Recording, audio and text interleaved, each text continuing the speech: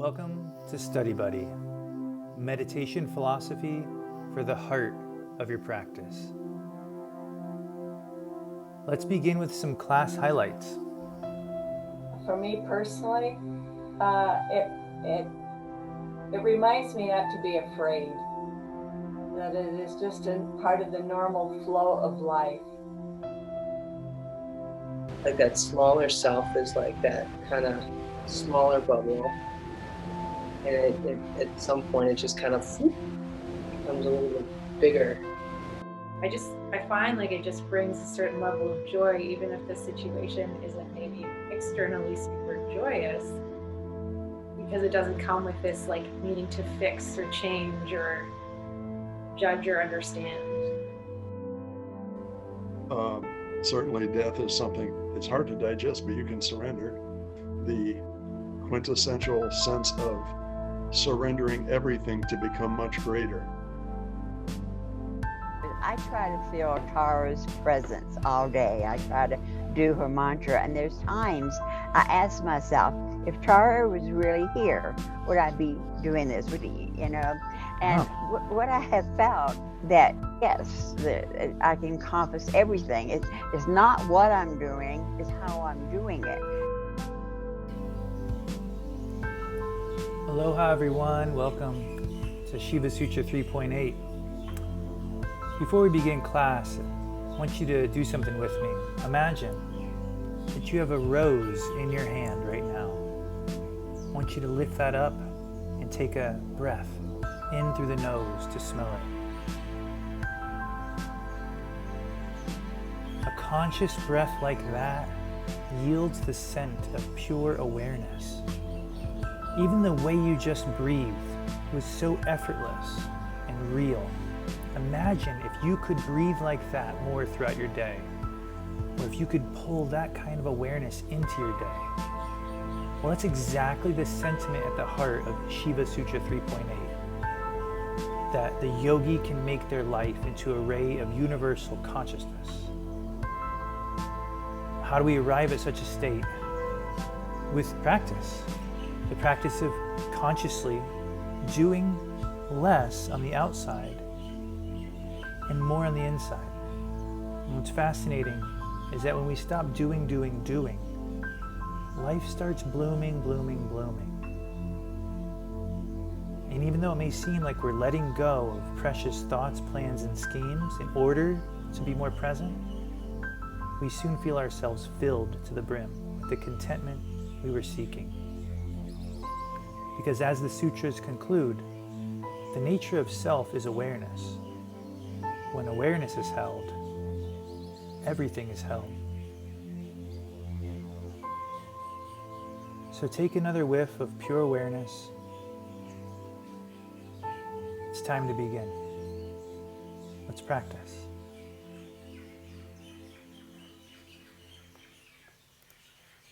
As always, we have to start by really pulling ourselves into the present. And the first layer of that, the first kosha of that experience is the physical body. And it can really be helpful to do some gentle movement, conscious movement, pull our awareness down onto this physical realm, and then we'll keep moving that awareness within layer by layer to start to feel the sutras in our heart, feel them in our being, as opposed to just think about them, of course, with our thoughts. So I'm going to turn over to Abaya to guide us in that. Thanks, Satyam. So take a moment to just glance around your room and notice how much information you're able to take in through your eyes. And there's actually more neurons in your body than in your eyes. So we can actually take in more information by feeling than we can by seeing. So imagine all this information coming in through your eyes. As you gently close your eyes, imagine the possibility of so much information from the present moment coming in via feeling the air around you, feeling the weight of the body on your seat, and starting to sense inside the physical body, maybe the temperature of your body, maybe even the gentle rise and fall of the breath, the pumping of your heart, and to stimulate these mechanoreceptors, these neurons that give us all of this information of feeling, will just move a little bit. And you can do this exactly where you are. You don't have to change position. Just let your pelvis and legs feel really heavy and grounded, just anchoring and spreading into your seat, whether it's a cushion or a chair. And ever so gently start to shift the weight around on your pelvis, drawing a circle from the back, one side, front, other side. And see if you can move really small. It takes a little extra focus to feel those smaller, less obvious sensations. Imagine that focus pouring out of the mind and into the present moment, into your body.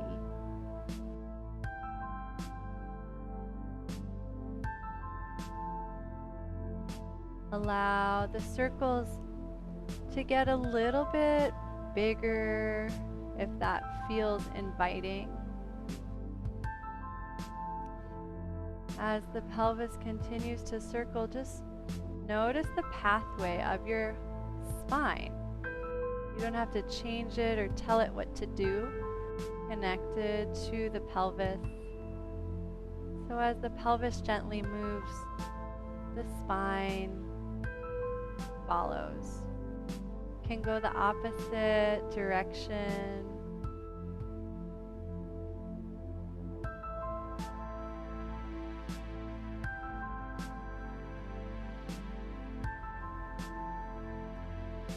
And then allow the circles to get smaller and smaller until you find a place of equal balance from left to right and forward and back. Just notice the length of the spine emanating from your base. Let the body soften so it doesn't feel hard to maintain this seat, even if that means you don't have a perfect spine. That's even better. Just let yourself relax. And just gently smile. And notice any sense of increased awareness in this internal realm that will continue to explore in our philosophy class. And now the real test. Can you keep all of those neurons firing as you reopen the eyes? Now you have twice as much information about the present moment.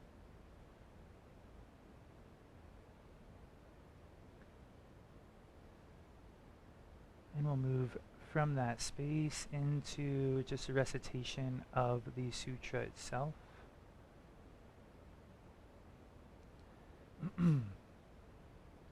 Jagrat Dvitya Kara. Jagrat Dvitya Kara. Feel free to sort of mutter it a little bit to yourself. Jagrat Dvitya Kara. Like a mantra. Dvitya Kara.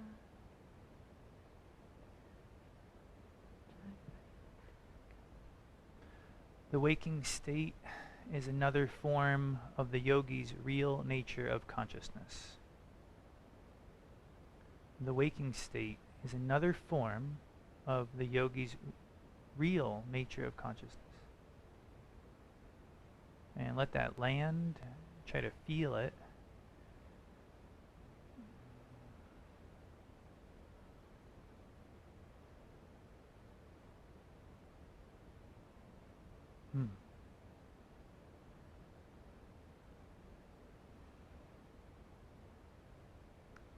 The path through the sutra has been one that describes levels of our awareness, trying to walk us through how do we get from just a normal waking state kind of individual to an individual who literally is aware of their consciousness and their true nature in their waking state. That path was described to us in these terms. We begin as individuals with individual consciousness, which is considered the state of the mind. So we're sort of in our minds at first. And then we find a practice. And that practice becomes a vehicle to help us connect with God consciousness, is how the sutras put it. We might be more familiar with just saying awareness of our true nature, Shiva consciousness. But God consciousness, as the sutras write it, is the state of the self. But we're told that vehicle must also be surrendered in order to arrive at what the sutras describe as universal God consciousness. And of course, these terms can be interpreted in many different ways, but it means arriving at a state where your state of being reflects your spiritual practice. And this state is beyond the mind. That's very specific, we're told. So at first we're lost in our mind. Then we have a practice that helps us focus our mind and direct our energy. Then eventually we have to go beyond our mind in order to experience our true nature. It's almost like having to go off the map to find the destination, which I think every sort of epic trilogy has pushed us to do. It's always the last scene when the tool doesn't work anymore and they're just left with themselves, right? Or the map ends and they have to find their way, right? This is not unfamiliar even in pop culture scenarios of growth and triumph. And just to give you a visual of this process, you can look at it as a ladder that we're climbing. We start again as individuals, climbing up through our practice to this next level of awareness of something beyond our small self, but then eventually arriving at a state of being that reflects that space. I'm excited to share with you what I'm calling a Rudy Sutra. If anybody's familiar with the audio recordings we have of Rudy, I know we call them Rudios, but it just didn't feel like powerful enough. The Rudy Sutras, and they're actually numbered just like the sutras, oddly, like 1.1 and 1.2. So this is Rudy Sutra 2.5, and I found him describing the same concept, and I just thought it was so helpful. So the Shiva Sutra is written 1,000 years ago. This audio taken 40, 50 years ago. I mean, just identical concepts. So we're going to hear it, but sometimes it's hard to hear the words, so I wanted to write out the part that I want you to hear. He says, there's one level of existence. This goes, and then you get filled with spirituality. And then you empty that out, and you get filled with God. There's 3 levels of stuffing in our existence. We're filled with us, then we're filled with it, and then it goes, and we have our spirituality. 3 levels, just like the sutras described. Us, it, and then spirituality. And he goes on to say a little bit more about the role of the teacher in that process, and you'll hear all that in just a moment. So as always, when we're listening to Rudy speak, let it go right to the heart, let it go right to your bone marrow, and really try to feel it as deeply as you can, soak it in, let it bypass the head. And but before you go too deep, give me a thumbs up if the audio is good when I play it, okay? And if it's not, just okay. So here we go.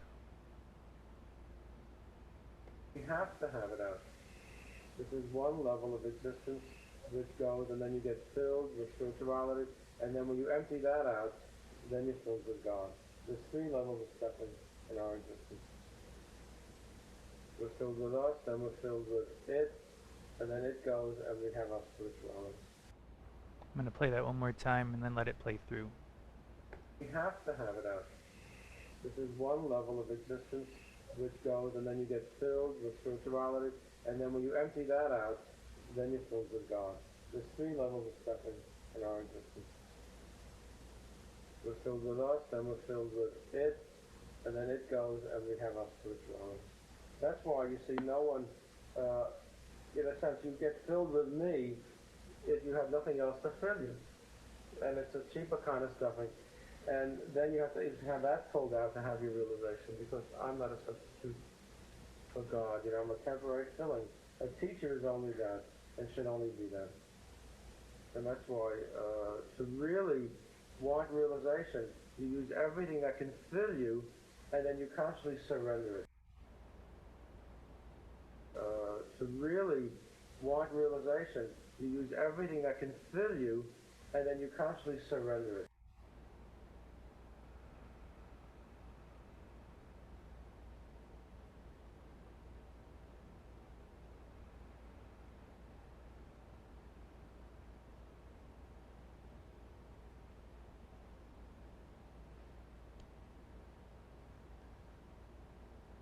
So these levels of awareness define our work. They define our path. They're our trajectory. It's not an accepting or a rejecting of reality. It's a consuming, a digesting of our arenas of our life, and then eventually like a surrendering. And this sort of guides us into the last aspect of the sutra.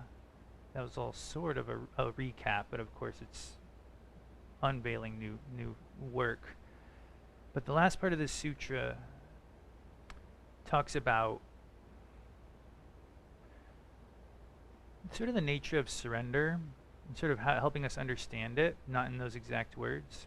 It reads this, but instead of me talking some more, Meru, would you mind reading this out loud for us if it's works for you? Whatever is found in this universe is existing in universal consciousness. So there is nothing to illuminate, nothing to separate from your consciousness. When universal God consciousness is the foremost aspect of this yogi, then everything is filled with their universal consciousness. When awareness is held, everything is held. Let's take a minute, read it, reread it, feel with it, right? Feel with it for all of us.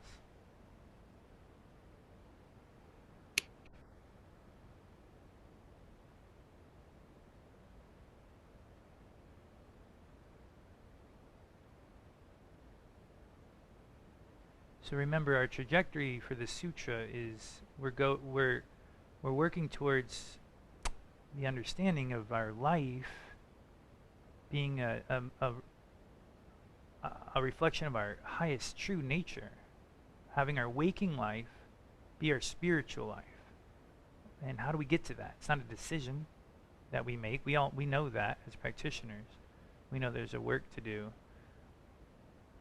And so this is sort of, I think, helping individuals with that. There's nothing to eliminate, nothing to push away from your awareness. Trying to say we're not going to get there by getting rid of all the things that make us uncomfortable, and we're not going to get there by pushing away the individuals that might make us uncomfortable. That's not the path to this state. Because when universal God consciousness, or we just might say when someone's growth, spiritual growth, is their foremost aspect of the yogi, when that's like at the forefront for them, then everything is filled with the consciousness that they're seeking everywhere they look. And the sutra concludes with this second line: when awareness is held, everything is held. When awareness is obtained, everything is obtained.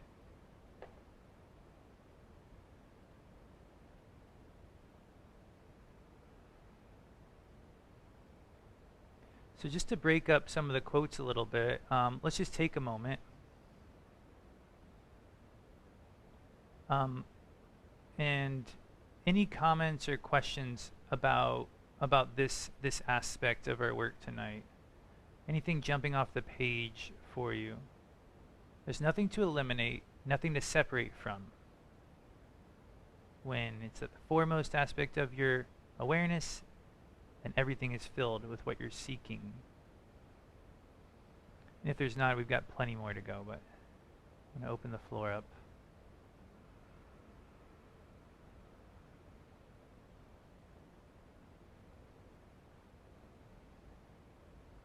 Great, Anonymous, go for it.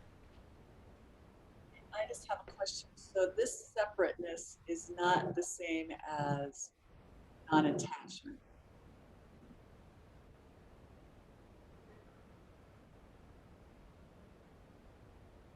Let's take a look at this separateness. So specifically, nothing to separate from your consciousness is your question. So rephrase your question for me one more time. So there's nothing to separate from our consciousness. I guess I'm asking that,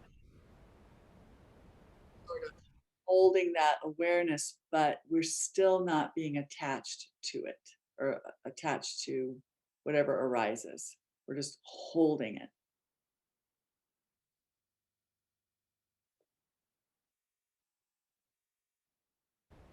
Well, the sutra is really clear about using the word digest. So I feel like it's like if you're served a plate, there's nothing on that plate you need to like scrape off of it, and there's nothing you need to like, it's not like you split the peas up from the potatoes. There's nothing to separate on that level. It's like it's all to be consumed. So if that's what you mean by holding in your awareness, maybe that's it. But, you know, digest was the word that the sutra used, and Rudy obviously always used. That's how I was interpreting it. Does that help? Thanks. Yeah, cool. And then, you know, that's a great, and I apologize if there's any other hand, but that's a great segue to the next, to a quote from Rudy that talks about this. He specifically says, ultimately, all experience can be considered as food that can be encompassed and digested. When we can either digest or surrender everything we attract, then we're free.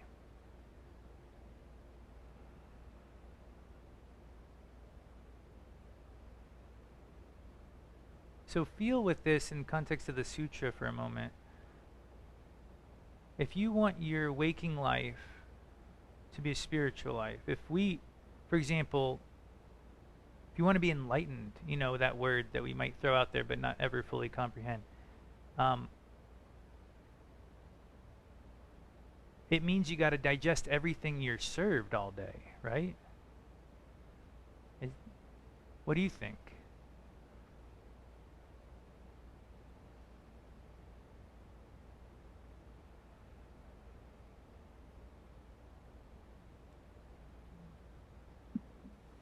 Gita is leaning in, and then Anju has her hand up. Go for it, Gita. This is another, to me, this is another way of saying that a yogi neither grasps nor rejects what life has to offer. Absolutely. Yeah. Neither accepts nor rejects. And then, like, it's always like, what's the third thing? What's the third option that... No, grasps or rejects. Yeah. We don't want to hang on to it, nor do we want to push it away. And how does this idea of universal God consciousness, in however we want to interpret that through our practice, being the foremost aspect of the yogi, how does that relate to not accepting or rejecting? Like, why is that the answer? And what does that mean to you?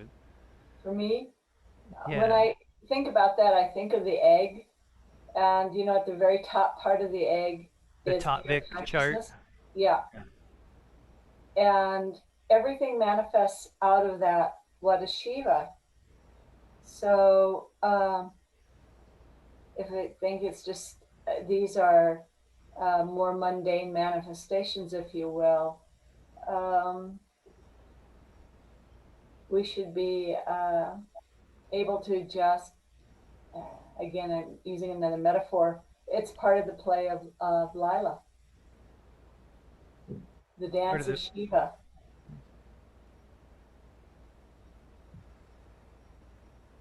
Easier said than done. yeah. So when you hold your awareness on Shiva, what does that look like? What does that feel like to you? What does that mean to you in terms of this not accepting or rejecting, but doing that instead? For me personally, uh, it it it reminds me not to be afraid. That it is just a part of the normal flow of life.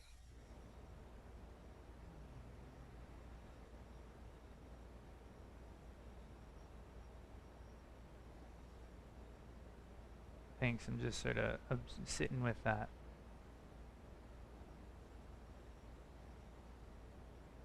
Well, that's really, thank you, Gita. I think that's really something that we can all feel with. You know, how often do we accept or reject because of, specifically what Gita said, you know, something maybe like fear.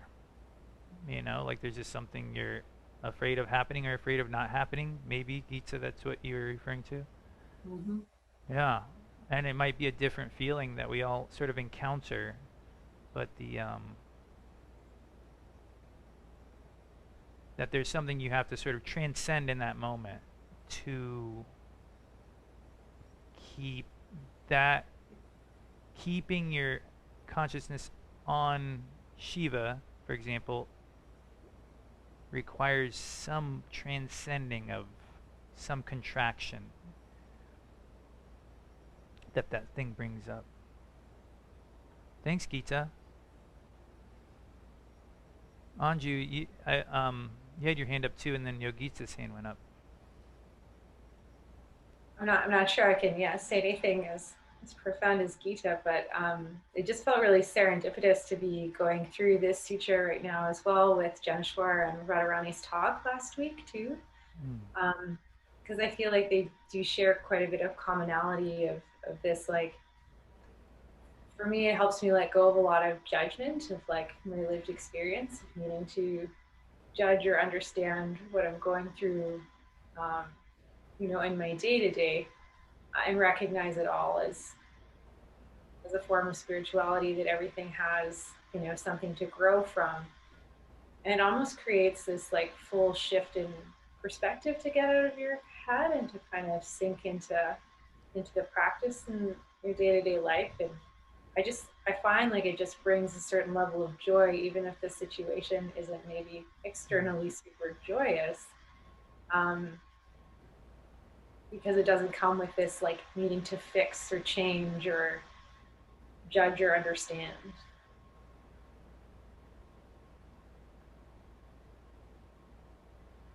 Well, that's the second week in a row you said you weren't going to say anything profound, and then you did.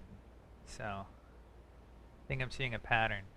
But that was, I really appreciated what you were saying in the sense of how, and this relates back to what Gita was saying about this play that's present. If this is your focal point, then there's a bigger, there's like a there's like this play occurring. It's not about the ups or the downs. It's almost like how in sports you can get really tied into winning or losing, and that's accepting and rejecting. But this is saying playing, growing. Like those are the things that we're reaching for in these moments, and getting attached to these other aspects usually just pulls us down no matter what. And how there's a, you said, a joy that rises up when you're able to really connect with like the play of it. Thanks, Anju. Yogita, did you want to chime in? Okay. What this reminds me of is I try to feel Tara's presence all day. I try to do her mantra, and there's times I ask myself, if Tara was really here, would I be doing this? Would she like to eat this? Would she like this movie? And Wow. what I have felt is I keep that a focal point, that yes, I can encompass everything. It's not what I'm doing, it's how I'm doing it. Now, if my mind gets real crazy, then I don't feel her presence as much. But that's the way I relate to it. Okay. Wow. That is so amazing, Yogita. Thank you. It is like super. I think I saw a lot of people sort of light up there. I know you have a profound connection with Tara that's in these last couple of years has really just skyrocketed, in your practice. And Faith talks about it. Every time your name comes up, she talks about your connection with Tara. So that's really beautiful. Thank you for sharing that.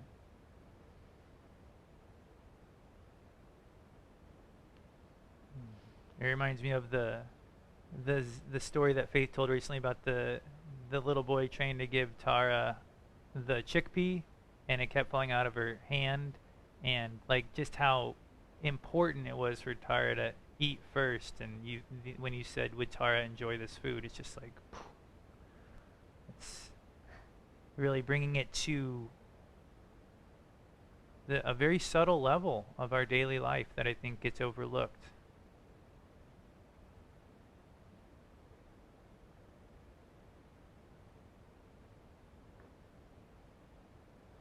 Any other comments on this aspect of the sutra? Okay. And this brings us to the sort of the last component of the sutra. That it's a continuation of this thought, but it gets slightly confusing and slightly interesting if you're willing to sort of work with sometimes the semantics. And keep in mind, this is like 1,000 years old. I just feel like I can barely understand, something written 400 years ago that might be like a Shakespeare. Is that 400 years? 1,000. I mean, we just forget that. But the last aspect starts to talk about nothingness and becoming less and less. And by becoming less and less of their small self, like that's the path to becoming more and more of your big self. And a lot of people, we would assume we can just, I want to, Baba says it all the time. I want to grow spiritually. Things should just unlock themselves for me. Like he says it, a lot. Oh, it should be peaches and cream. But in reality, we find, like what Gita was referring to, we have to work through these challenges to arrive at this higher state of being. And this brings up the concept of like this nothingness, because we're becoming less and less of our personality. We're becoming less and less of our likes and dislikes.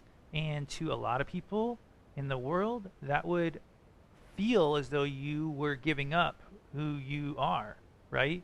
But as practitioners, you prove to yourself through your practice, not through anything else, that you aren't becoming less of anything. You're becoming much bigger. And that the thing you thought you were was the thing that was smaller. And so that's sort of where this sutra finishes. To introduce that concept, I wanted to refer to this quote from Babaji, Sri Shambhavananda. So he says, "The more I teach, the better I feel, because I know less and less and less." How could that be? The more I teach, the better I feel, because I know less and less and less. Take a moment and imagine with each breath you take, knowing less and less and less. Take just 3 or 4 breaths.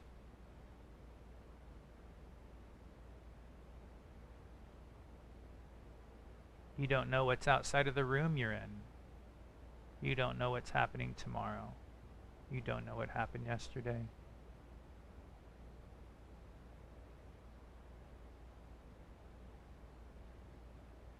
You don't know how to operate your computer. You know less and less and less. What's left? everything.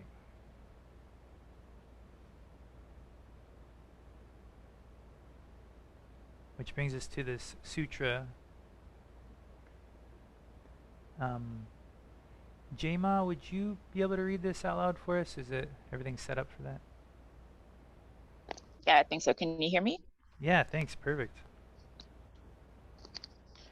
So nothing is lost because when you lose something, you experience that there is something less. But that lessening of consciousness is also existing in universal God consciousness. If that lessening of consciousness is found as part of awareness, it will improve the functioning of that universal God consciousness. So remember, hang in there on the semantics, everybody. Reread it. Feel with it. Thanks, Jema.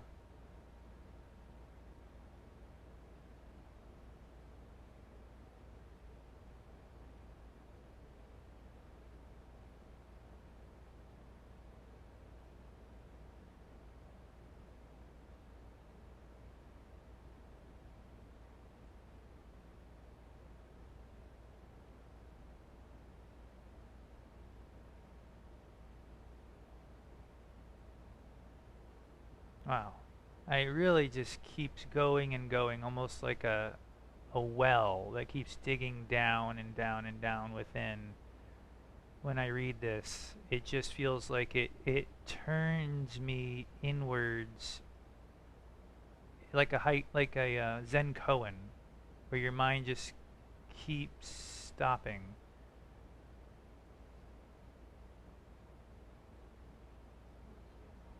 Sure. And Mandir is going to share. She's right over here, but our camera isn't quite wide enough, so you'll just have her voice. You might just scoot forward to that. Yes, I do. Okay.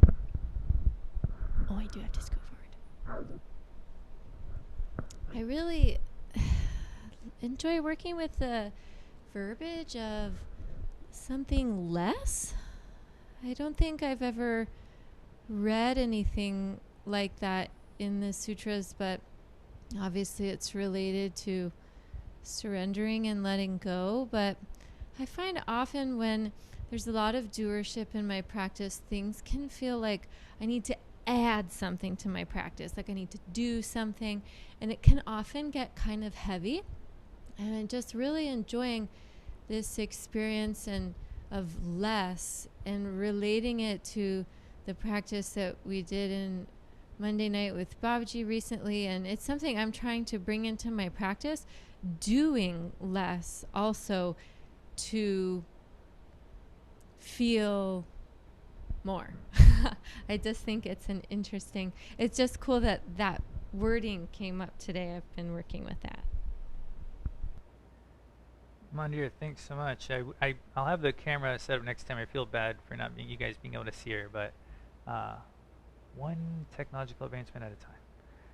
So yeah, absolutely referencing that the meditation guidance from Babaji from 3 weeks ago now, but I think it's still ringing in everyone's heart. It was a pretty big deal.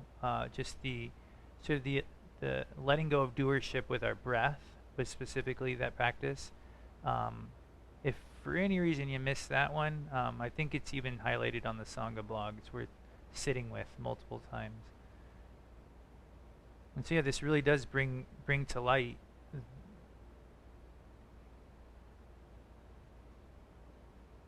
that when we're able to let go of less and less of our doership, it improves our practice. It improves the functioning of the Shakti working within us.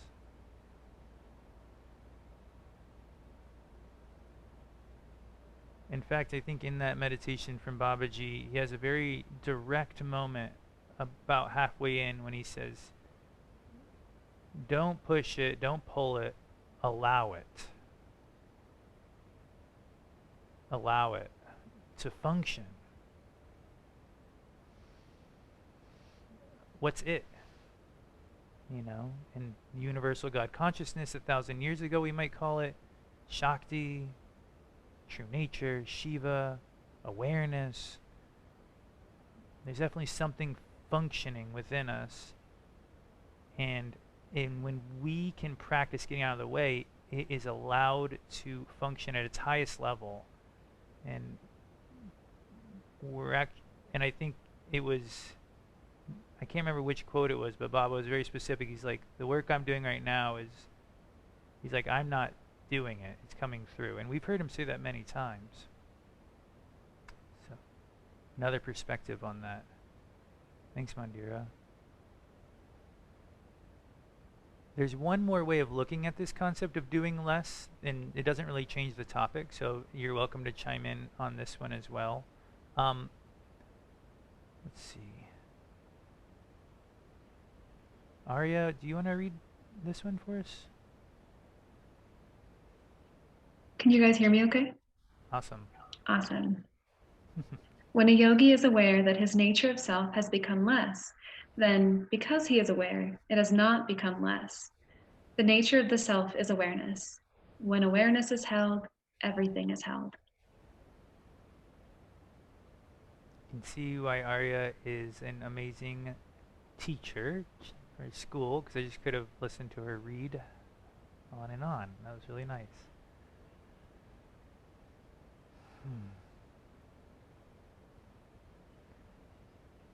So is this anyone, is this sparking anyone's awareness? This idea? Any comments or questions on it?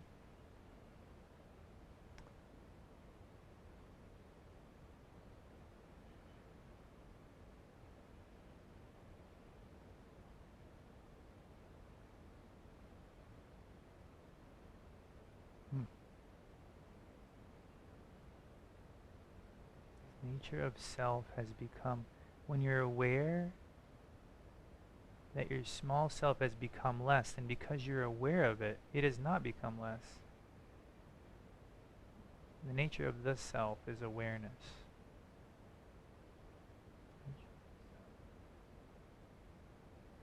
Dharma has his hand. Dharma, go for it.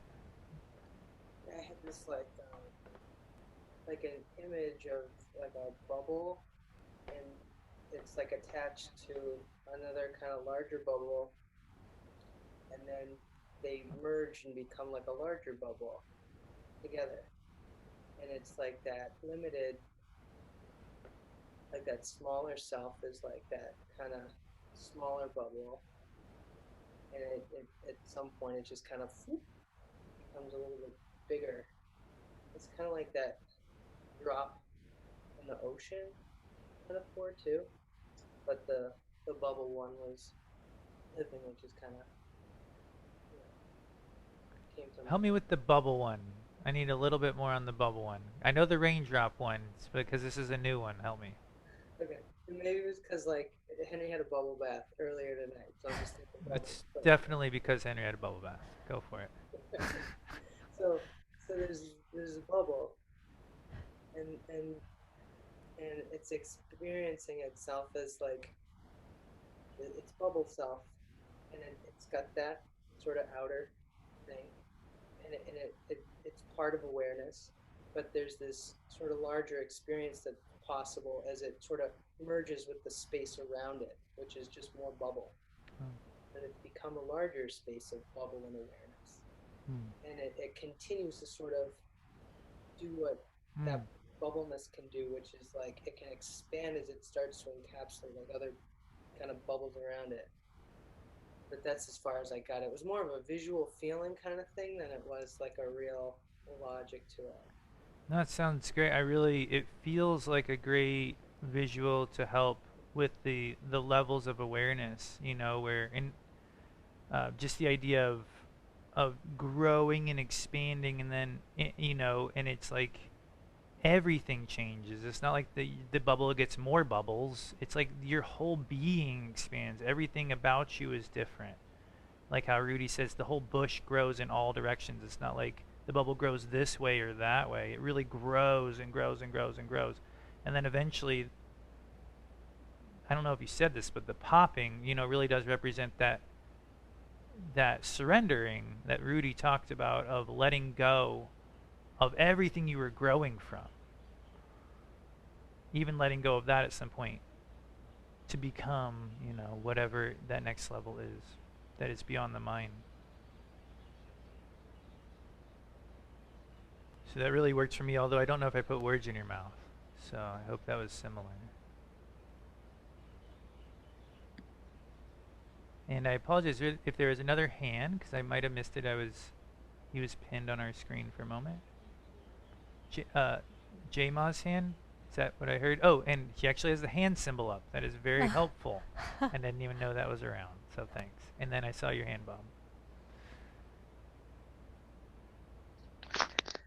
Yeah, it feels to me like becoming less is surrendering something, and that when that thing dissolves, like the space it creates, like consciousness just rushes in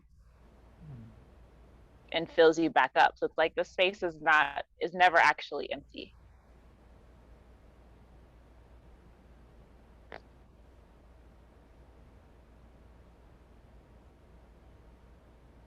Thanks, J-Ma. I'm just sort of absorbing that.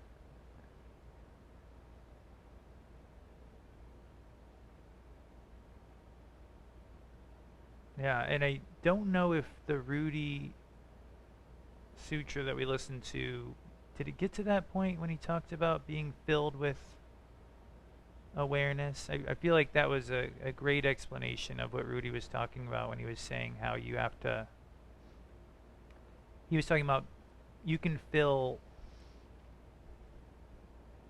well, anyway, I think that what you said was perfect, where you're letting go of something to make room, and that room is not sitting there empty, but that because you let it go through surrender, the room is filled immediately with awareness. It's like this equal and opposite exchange that occurs simultaneously.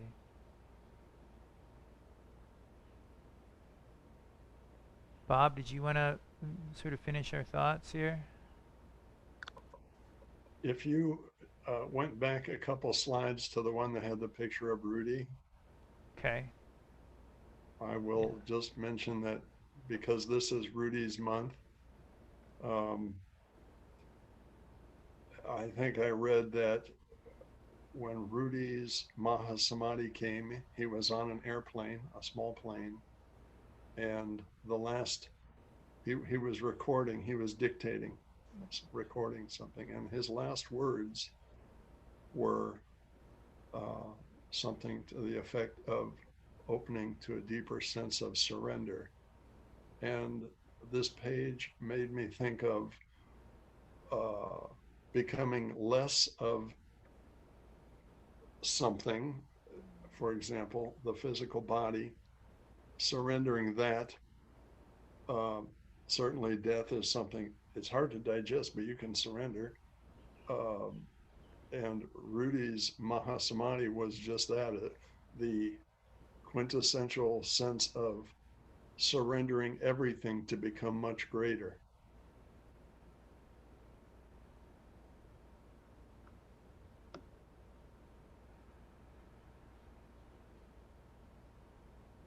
Oh, you zoomed out really far, and I think we're all benefiting from it. Just the idea of, in the end, eventually letting go of all this to re-merge with our higher nature. That's really, something that continually motivates and should motivate us. Being ready for that, being ready to let go. Thanks, Bob.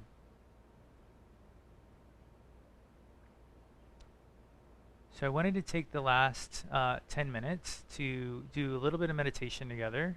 And what I've done is prepared a... one moment, let me just get pen raised. That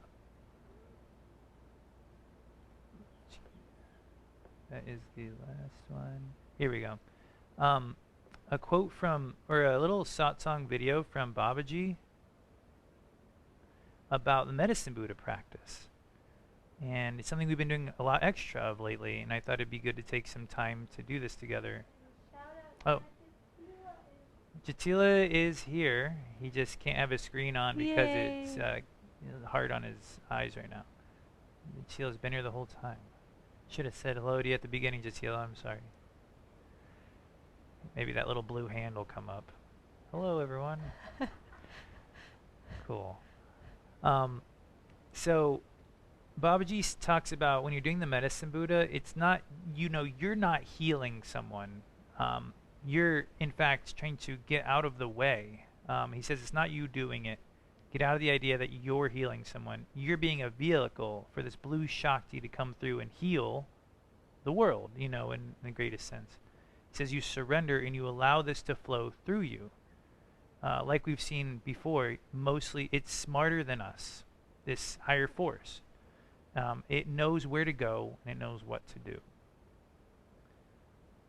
So I'm going to play that quote from Shambhavananda, and then we'll do a little bit of medicine Buddha practice to finish, and then sit silently at the end.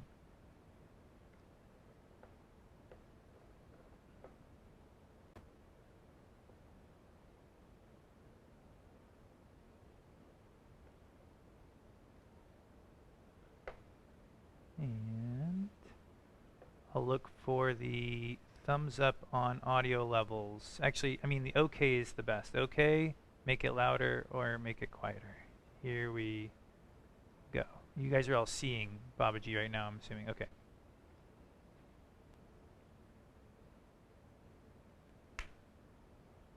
Oh, it's probably not. Doesn't. Hold on, I got it. There we go.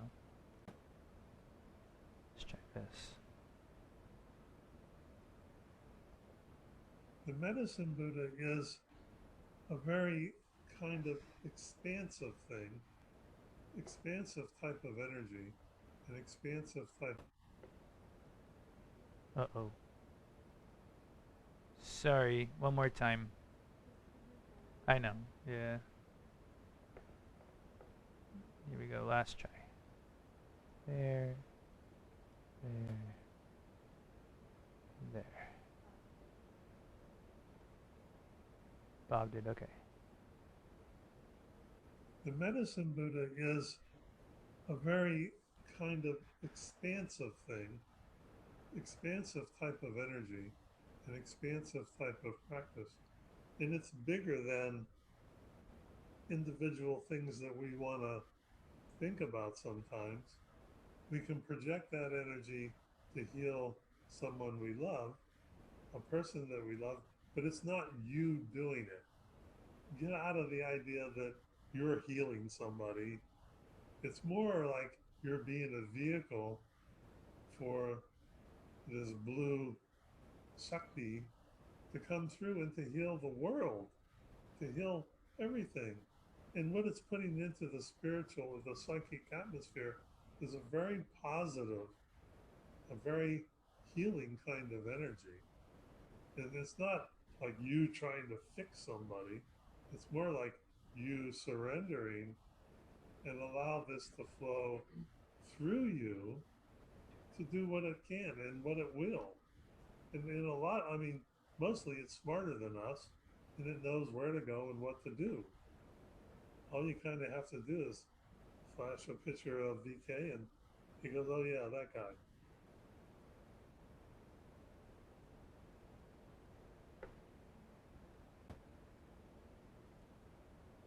So let's all take a few moments we'll do some medicine Buddha mantra, and we'll try to really get out of the way, become a vehicle, become less and less, and therefore become more and more.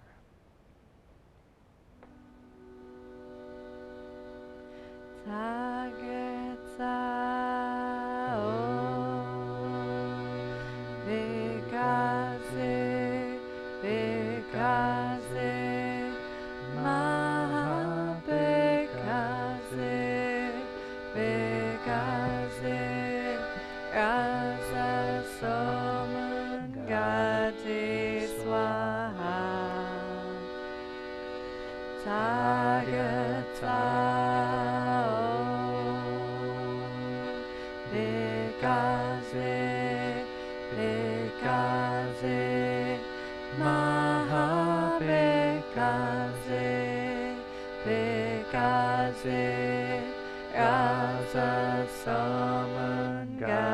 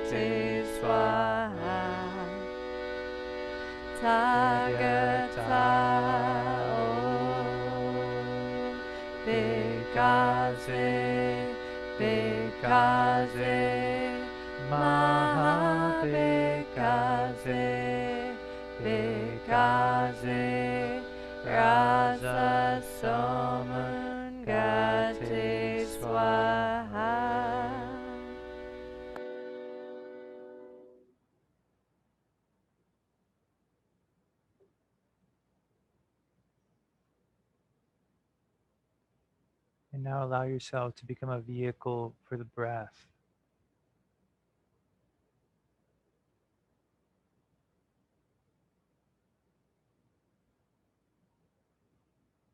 Use a little bit of effort to smooth out the breath,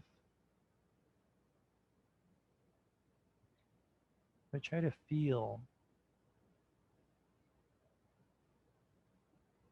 for how you can use less and less effort to allow the breath to operate at an even higher capacity.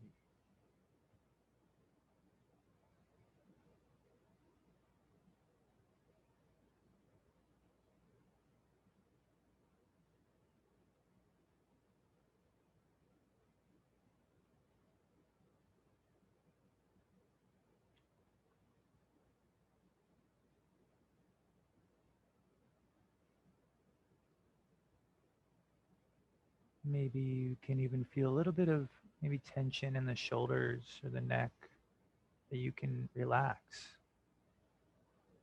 and allow your body to operate at a higher capacity.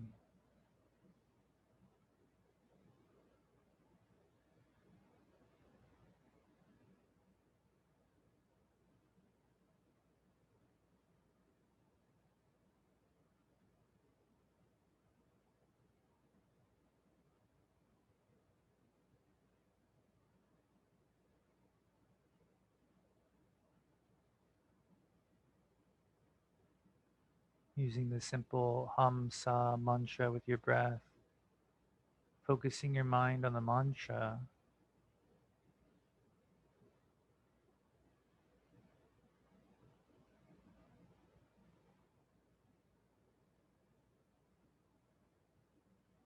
and as thoughts arise, let those go too. Let them get out of the way.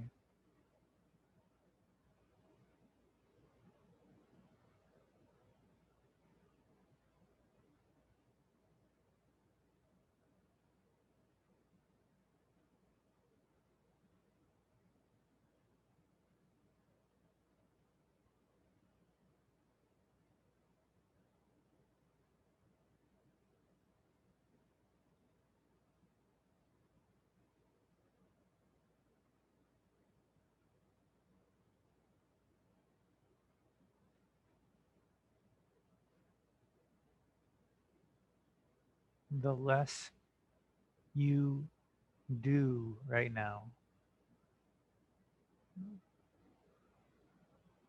And the more you feel, the better.